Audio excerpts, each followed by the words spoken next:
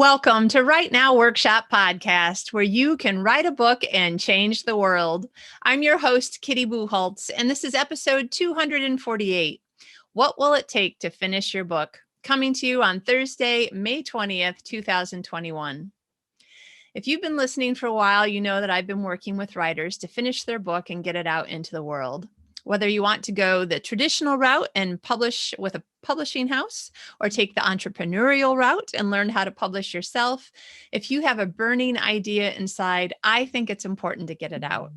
I absolutely believe that you can write a book, and I absolutely believe that books change the world. And I love the idea of thinking, what if you and I could change the world for the better? I'm a writer, so I know how it feels to have an idea or a story tumbling around inside. For me, if I don't write, I start feeling like I'm withering away inside. I feel much better when I write my ideas down, and I feel a sense of satisfaction just by putting things down on paper. But the incredible and intense sense of accomplishment I feel when I finish a book, there's nothing like it for me. And I want to help other people feel that way too. And that's just the inward facing side of why I believe that finishing your book is important, the part that affects you. There's also the part that affects other people, how your book is affecting other people's lives. Maybe you'll teach someone to do something that you're good at. Maybe you'll convince people to make a change to improve their health or the health of the planet. Maybe you'll help someone have a few hours of relaxation and enjoyment after a long, hard day or on their summer vacation. All of these reasons are great reasons for finishing your book. Whether you're more interested in your own satisfaction or more excited about how it will affect others, they're all good reasons. Now, if you have lots of ideas and it's fun to let them tumble around when you're just standing in line or sitting in traffic and they're not pushing and shoving to get out, no problem. I love daydreaming, and not every idea I have is making me uncomfortable and pushing until I write it down. If that were to happen, I would be writing every waking hour. My mind is always full of ideas, and maybe yours is too. So maybe you like the idea of writing a book, of holding a book in your hand with your name on it. But when you start thinking about all the hours involved and the time it takes to learn and grow so your writing is good enough for people to want to give you money for it, maybe some days that doesn't really sound so fun, all of that extra work. And that is perfectly fine. Writing for the joy of it is definitely a good reason. I think it's the best reason. And what you decide to do with the book afterwards is a separate choice. So whether you're thinking about writing just for yourself, or to leave a family legacy, or to promote your work or your business, or to have a career, no matter what your end goal, there is one thing you have to do: finish. In order to have a book of any length, you have to finish writing it, right? So, what will it take for you to finish your book? I found that there are three main things required, no matter what you're writing, fiction or nonfiction, no matter the length. And that's time, mindset, and structure. You need the time to sit down and write until you come to the end. You need to believe that this endeavor is worth taking time away from other things, because you're not just sitting around with the time on your hands that you don't know what to do with yourself. Oh, I guess I could write a book during these hours of the day, right? I mean, there's always something calling to us, whether it's something fun or just things that we feel like we need to do. So you need to believe that this is important enough to take a little bit of time away from other things to do it. And you need to have an idea of what you're trying to create. A romance novel will have a different structure from an epic fantasy. A How to Fix Your Motorcycle guide will be set up differently than a ministry book for growing a church. Time, mindset, and structure are also all intertwined. If you don't have a good structure for your book, it's going to take a lot longer to write it. And if you don't set aside time to write and you let other things get in the way, you're going to get discouraged and start to believe you'll never finish. I really do want you to finish your book, either for yourself or your readers or both. So let's start with time. If we made a list of everything that we would love to do or need to do, there would always, of course, be more than we can possibly accomplish. Though I heard a great quote, I don't know who it's attributed to, but you and I, we both overestimate how much we can get done in a day. and we underestimate how much we can get done in a year. I think it might be a Thomas Edison quote. I love him. He's quoted a lot in the books that I read, but I think that's really important for us to consider. So if we made a list of everything that we want or need to do, and we understand that that list would be longer than anything that we could possibly accomplish in a day, we still need to consider whether or not we're misunderstanding how much we could accomplish in a year if we found a way to move things around in our time better. I've taught a time management class for writers for over a decade. And once I did a slideshow at a writers conference showing the breakdown of the number of hours in a week and what might be taking up that time. And then one of the students pointed out that I had done the math wrong, cramming more than 168 hours into the week. And a week, 7 days times 24 hours, only has 168 hours. I had done the math so that it came to 168, but it was actually like 172 or something. So obviously my subconscious was at work, even while I was creating the slide, trying to help other people manage their time better. So we need to think about what we must do. We need to sleep and eat and exercise and work and buy groceries and do laundry. We need to ask ourselves, how can we arrange our week so that we can carve out 15 or 30 or 60 minutes a day or an hour or two a week? First thing in the morning, maybe. Last thing before bed, maybe. At lunch, I wrote quite a lot of Little Miss Lovesick during my lunch hour when I worked at NBC. An awful lot of that book was written during lunch hour. It can be done.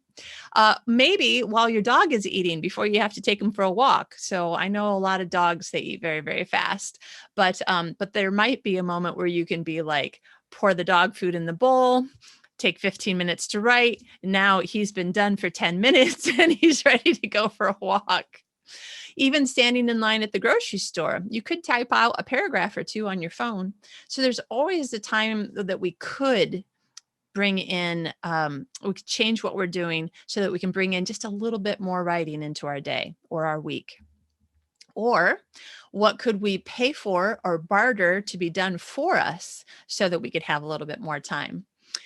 When I've taught my time management class, I would have people asking their specific questions, and then eventually I get to use them as examples. So maybe one of your kids wants a pair of sneakers that you feel are ridiculously overpriced. But what if your child did all the cooking or laundry or whatever it was that's taking up a lot of your time that could be used for writing? What if they did all of it for a month or two or whatever it was that you both came to an agreement? So they earn the price of the sneakers and you make sure that you use every moment of those hours only for writing. You're essentially paying to have time to write. This will not work, however, if you hover instead of write. I just wanted to point that out. So you need to ask yourself, is it worth it for the laundry to be good enough, though not up to your standards, in order for you to have several hours to write? Or maybe you can hire someone to clean your house or order in groceries and or hot meals. Or, and this is another thing that came from one of my students, instead of getting upset that your partner wants to play golf or video games or go shopping and you don't want to, make a deal. For a certain amount of time, you get to write while they're doing the thing that they really want to do. Then you both get what you want. That actually can work out very, very well in most situations. But you need to figure out the story you need to tell yourself in order to believe that this endeavor is worth taking time away from other things. Because you probably don't have time that you're just sitting there going, I don't know what to do with myself, which means that by definition, you'll be taking time away from other things. But there are probably things that you can give a little bit of that time over to writing. Do you normally spend several hours a week binge watching favorite TV shows with your friends and family? I do. But what if you took 2 of those hours a week and suggested they watch a show that you don't want to see while you write? My husband and I actually started doing this, and I think we've both become quite happier with it. He also writes, but there are times when he's like, I've done my work, I've done my writing, and what I really need to do is something that in his mind is relaxing and fun. when I look at it, I'm like, that does not look relaxing or fun or interesting at all to me. And so sometimes that's the best time for me to get a little bit of extra writing in. Changing your habits, of course, isn't easy, but it can be worth it for the right reward. If after a month you're missing all the things that you used to do with your time, give yourself permission to stop writing. It's okay if it's not important enough to you at this point in your life. Don't let yourself feel guilty. Life is about choices, and we'll be happier if we can make our choices and then choose to be happy with them, or at least be at peace with them. And what you choose for this week or this month, you can change and try something different next month. Also, you can take a month off and say, okay, during this month, it's going to be all about friends and family. Maybe it's one of the summer months. We're going to be having a quite long vacation when we're still living in Sweden. So we'll have 3 weeks off in August. And I am very much looking forward to writing when I just feel in the mood, which I expect to be, rather frequently, but also reading and watching TV and laying in the sun and going for walks and, anything else that comes up. What did we do last year? There was some sort of berry that came out right at the time that we happened to have summer break, and we would ride our bikes all around and look for more berry patches that we could actually get into. Turns out I forgot how much the thorns on berry bushes scratch up your skin. So there are lots of places and times where writing is a great choice. And sometimes when we just have to say, I don't feel guilty, I'm going to take this time and I'm going to not write during this time. If during the writing times, though, you find that your soul seems to be singing more, which is what I feel when I'm writing most of the time. Sometimes you're stuck and your soul isn't really singing quite as much at that point. But when you find that your soul seems to be happier now that you're writing more, then keep it up. Hooray! This is exciting. So what do I think about mindset is so important to a writer?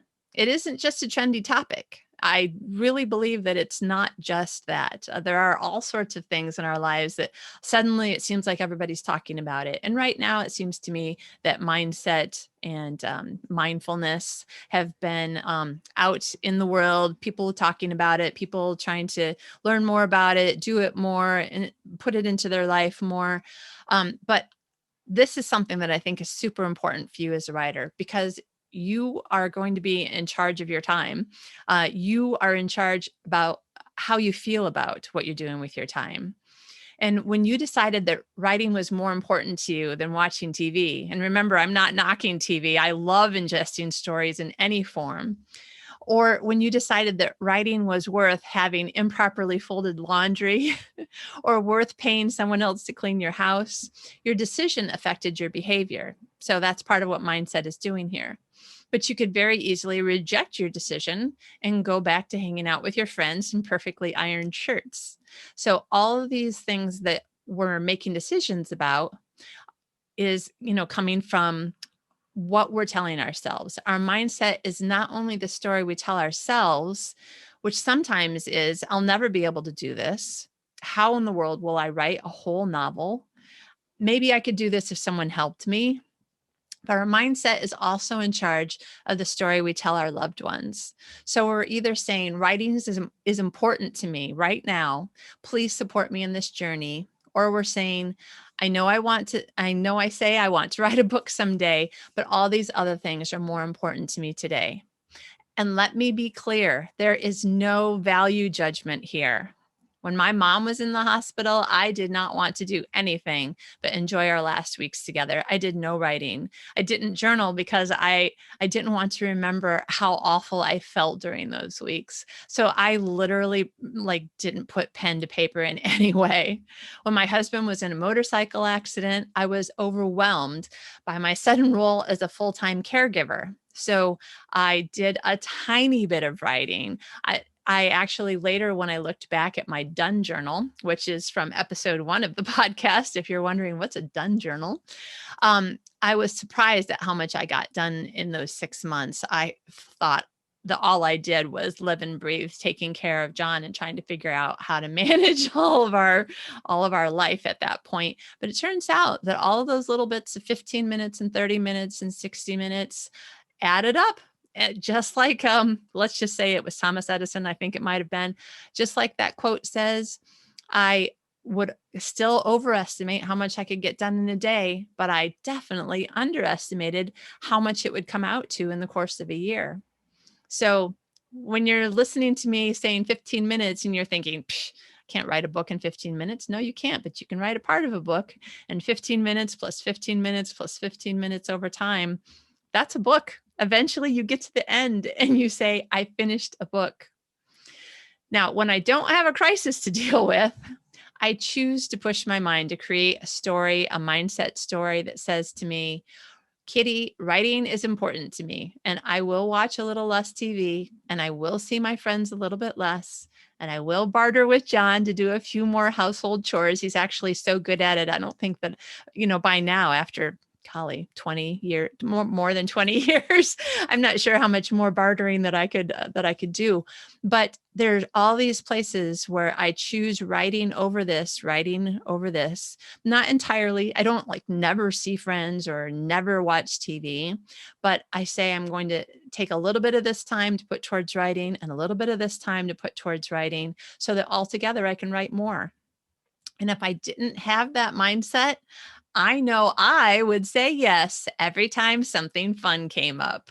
That's just the person that I am. I've learned that about myself. So I need to make sure that I'm telling myself the story that I want to live with. So mindset is also important in terms of focusing on the positive over the negative. Now, everybody has a different way that they work, that their mind works, different ways of carrot and stick that work for you. But think about how you feel when I say these two sentences. I should write after dinner. I get to write after dinner. Can you feel it? Can you hear how I even use a different tone of voice? This is the power of mindset. We can help ourselves find energy even when we're tired if we work to keep our focus more upbeat. Another thing about mindset, and again, this is the individual nature to it. When it comes to the carrot and the stick, I'm a carrot person, but other people work much better with the stick. For me, gamification works so well because of, my, yes, I want to earn something. I want to get something by doing this. I like seeing stickers on my calendar that say I wrote today. I'm always looking for colorful, the kinds of stickers that teachers put on little kids' papers, like elementary school kids. I found some at office supply stores, and you can order them online. And I love putting these stickers on my calendar. Awesome, great job. And I put a sticker on my calendar on the days that I write. I'll definitely find a way to get my words in if it means I can do something like go to the movies with friends. Someday when I can go to the movie theater with friends. I know, soon. But that's another kind of carrot thing. If somebody said, you can't go to the movie theater unless you get it done, even though it seems like it's the same thing, in my head, that is totally negative. So somebody else, I have other writer friends who what works for them is to say it the other way. I can't go to the theater with friends unless I get my words done. And I'm like, everything in me balks. No, that's not for me. That's not going to work for me. But if I say I can go to the theater when or if, it kind of depends on my day and how I'm feeling, when or if I get my words done, then I make sure, because I'm planning on going to the theater. So some of my writer friends will say, I can't do X until I get my words done, or I can't take a lunch break until I hit X number of words. And obviously that's working for them. I'm talking about friends who've got multiple published books out. Again, for me and the way that my mind works, that's still too much on the negative side of thinking. It doesn't work for me. So you just need to ask yourself, well, what works best for you? For me, I may quite easily write all the way through my lunch hour if I'm on a roll. I've done it a lot in the past. But if I told myself I couldn't have a lunch break until I got to a certain word count, I would balk. So you need to know how your mind works. Now, that's just a short explanation of how time is an important part of finishing your book and how mindset is an important part of finishing your book. There's also structure, which can be a much bigger topic because each of you might be writing something completely different. So I'll just give you a couple of short examples. For my romantic comedies, I know I need to fully know and present both the heroine character and the hero character because they'll get about equal time on the page. I know there are some tropes that I'm likely to use. For Love at the Fluffenfold, I use the reunited trope. And there are certain things that are going to happen. They'll finally get together, and then later they'll break up, and then near the end, they'll come back together forever with marriage on their mind. Now, for my superhero books, I'll have several point of view characters, but the main character is the heroine Tori. And the main plot points will be all about good guys fighting bad guys with one main problem and several smaller problems throughout the book. So you can see that the structure of how I'm telling the story is different. My chick lit books are different again. They're all first person, told from the heroine's point of view, and they're partly about life and partly about love. So in a way, it's sort of a mix of the all love all the time from the romantic comedies and the all action and adventure from the superhero books.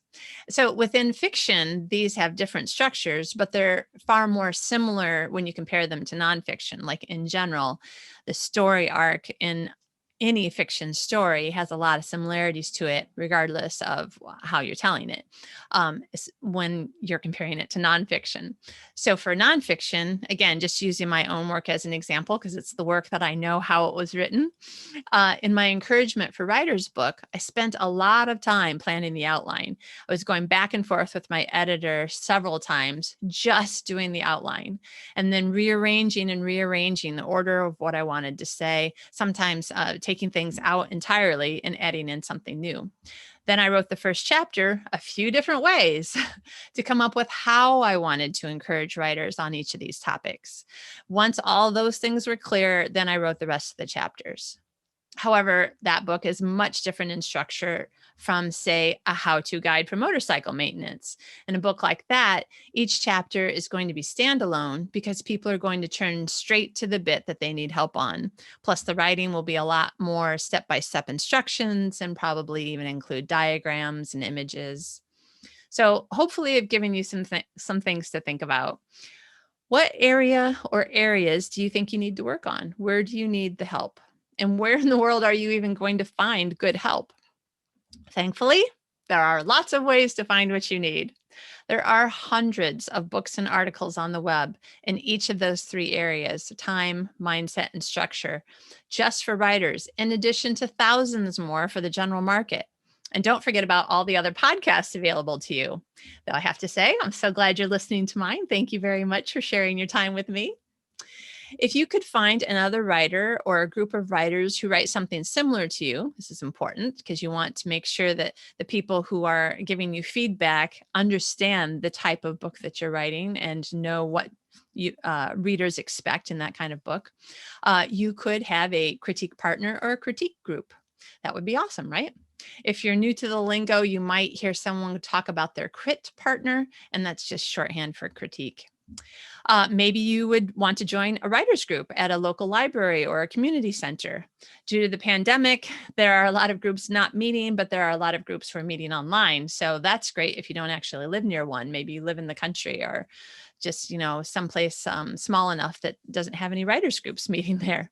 I actually live in a really big city, and there are times when I felt like I can't find the right people that I need that write similar genres to me, and therefore, would know exactly how to critique this particular kind of work. So it might be that even if you live in a city, this will be difficult, but if you could find some people who are willing to meet online, that could make it easier. You can learn a ton at writers' conferences, writers' retreats, writers' cruises, and one-day writers' workshops. Again, so many of them are online, at least for right now. So check them out and see what's available to you. Or you can hire a professional. If you decide that you want to wait until after you finish your first draft, which means, yay, you got to the end of at least the first draft and you finished. Congratulations. Do something to celebrate. If you decide to wait until the end of the first draft, you might be looking at hiring a developmental editor who will give you notes about how to make the book better. Or you might want to hire a book coach before you get too far into the writing or at the end of the first draft to give you some feedback so you don't get lost and so that you know where you're going, how to get there in the not the most quick and easy way, but the most efficient way for the story that you're trying to tell or for the kind of book that you're trying to write. Somebody who can help you to find some structure and to understand what you're going to do in your rewriting. All of the things I've mentioned have pros and cons, all require a different amount of time and money and commitment. I've done all of them and I've gotten all different kinds of help along the way. I think that writing and the writing life is the most wonderful thing. It's why I continue to be a writer, living completely a writer life. And so I want to encourage you, though, to think about what's going to help you the most right now to go right now and finish your book. Finishing your book might be the most important thing that you do this year. If you happen to like me and my personality, reach out. We'll get on a 30-minute Zoom call, see if we'd be a good match for one-on-one coaching. You can reach me at kitty@kittybucholtz.com. You can send me a message on Facebook Messenger or Twitter. I'm just Kitty Bucholtz on both of those. Or you can go to the contact page on rightnowworkshop.com. I have a master's degree in creative writing with specialty classes in editing for both fiction and nonfiction. In addition to the 8 fiction titles of my own, I've directly helped 4 other authors get their books finished and in print. It's very fun. Plus, I've been teaching writing classes for over 20 years with hundreds of students. So obviously, I love writing. I love teaching. I would love to help you finish your book. Please think about whether finishing your book this year is a priority for you. If it's not, totally fine. But if it is, ask yourself what you're going to do to make it happen and then go do it. I know you can write a book, and maybe that will change the world one reader at a time. Happy writing.